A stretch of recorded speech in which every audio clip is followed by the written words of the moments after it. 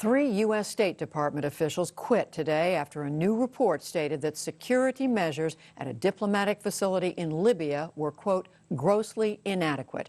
Jeffrey Brown has more. The highly critical report came 3 months after the deadly September 11th attack on the U.S. consulate in Benghazi, Libya, that left Ambassador Chris Stevens and 3 other Americans dead. Former Ambassador Thomas Pickering and Admiral Mike Mullen, a former chairman of the Joint Chiefs of Staff, chaired the Outside Accountability Review Board. They spoke at the State Department. Frankly, the State Department had not given Benghazi the security, both physical and personnel resources, it needed. Certain State Department bureau-level senior officials in critical positions of authority and responsibility in Washington demonstrated a lack of leadership. Overall, the report found that systemic failures and leadership and management deficiencies resulted in a security posture that was inadequate for Benghazi and grossly inadequate to deal with the attack that took place. Earlier, Mullen and Pickering briefed members of key House and Senate committees in private. Lawmakers on both sides endorsed the findings. There was a breakdown in Benghazi on September 11th that is stark and challenging to all of us in public life. Clearly, there were very poor judgments being made within the State Department. There was a failure of leadership. In a letter that accompanied the full report, Secretary of State Hillary Clinton called it a clear-eyed look at serious systemic challenges that we have already begun to fix. She said she accepted all of the recommendations. The report did not single out specific individuals, but 3 State Department officials, Charlene Lamb, Eric Boswell, and Raymond Maxwell, resigned today. And last week, UN Ambassador Susan Rice removed her name for consideration to become Secretary of State. She'd been heavily criticized by Republicans for not immediately calling the incident a terrorist attack.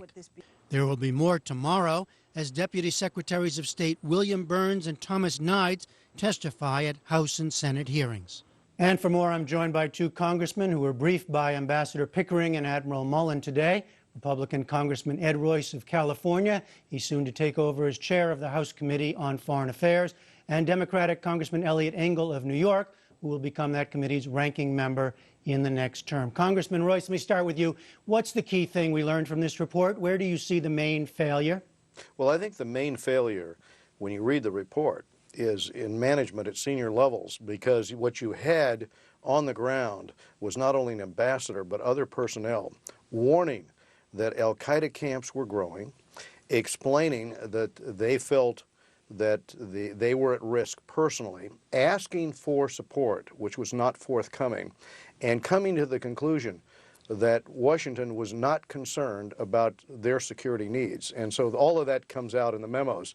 And I think what has to be addressed is why not only was the preparation not there, but somebody forgot to circle the calendar on 9/11. There was no attempt or no effective way, I guess, deployed should this happen, that we could come in with a quick reaction team and assist them if they came under attack. 8-hour firefight, no assistance throughout that period. All right, Eliot Engel, do you read it any differently? Systemic failure was the term. So what in the end, or who in the end, is to blame?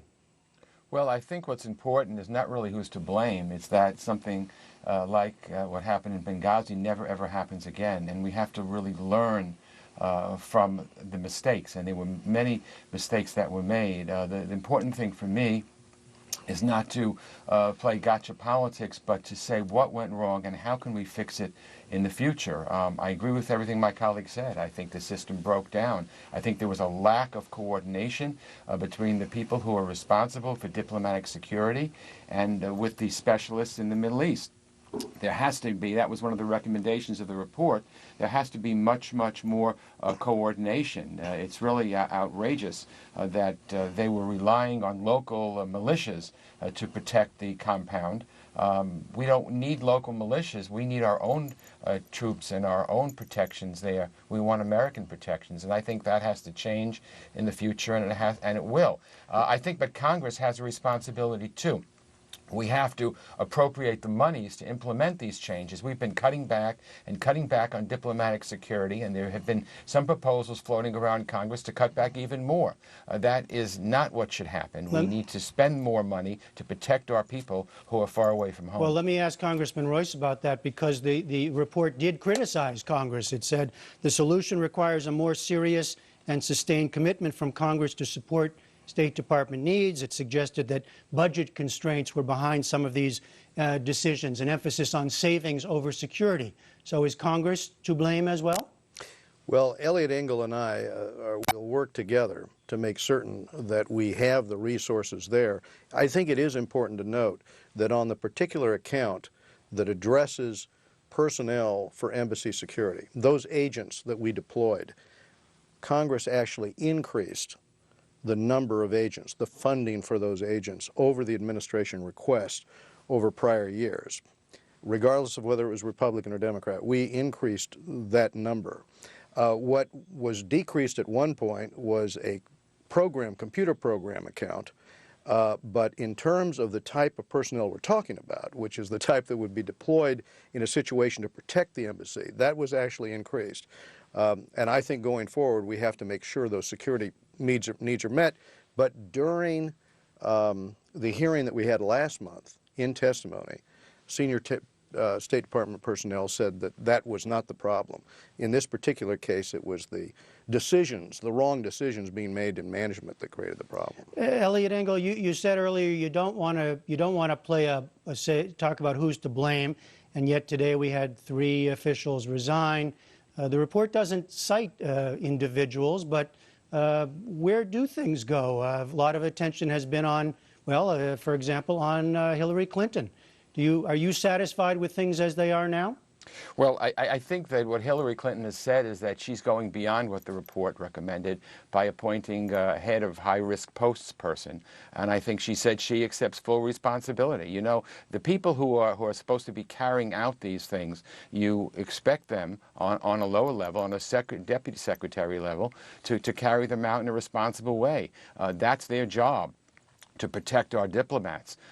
You assume they're doing it. If they're not, they should resign. And if that's the case, I'm glad these people resigned.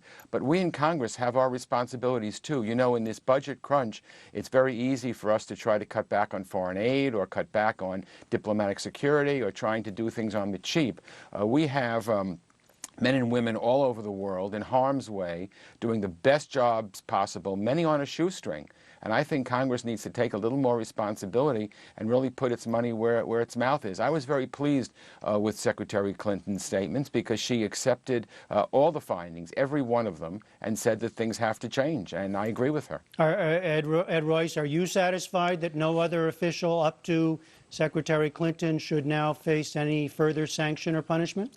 Well, I don't think we know the answer to that yet. And of course, Secretary Clinton will be testifying next year in January on this issue.